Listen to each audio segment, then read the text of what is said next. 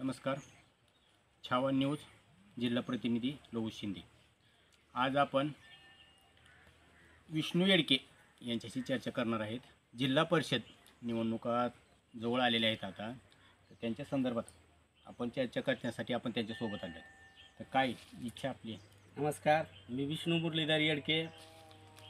मी धाराशिव जिल्हा परिषद पळसप गटातून भारतीय जनता पार्टी कोणून राणा जगदीशसिंह पाटील साहेब यांच्या नेतृत्वाखाली पळसप गटातून जिल्हा परिषदेची निवडणूक लढण्यासाठी मी इच्छुक आहे.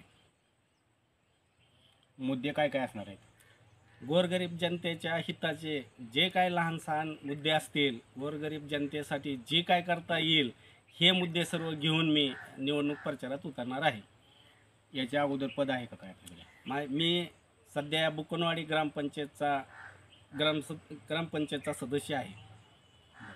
तिकीट देतील अशी अपेक्षा आहे आपल्याला? द्यावंच लागतंय राणा पाटलांनी मला तिकीट, कारण मी डॉक्टर पद्मसिंह पाटील साहेबापासूनचा कार्यकर्ता आहे. वयाच्या 15व्या वर्षापासून मी राजकारणात सक्रिय आहे आणि तेव्हापासून गोरगरीब जनतेची कामं मी डॉक्टर साहेबाच्या माध्यमातून, नंतर राणादादाच्या माध्यमातून सर्व मार्गी लावतो. मी संध्याकाळी 12 वाजल्या तरी लोकांचं काय काम असेल तरी दादांना फोन लावतो आणि दादा ते माझं काम सॉल्व करतात.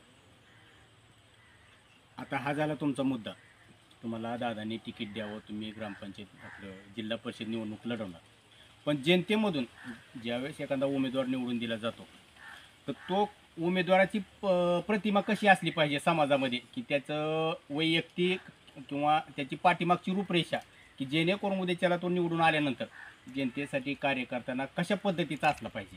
हो, ही सगळ्यात महत्त्वाचा प्रश्न तुम्ही विचारला. उमेदवार तर हा चारित्र्य संपन्न असलाच पाहिजे.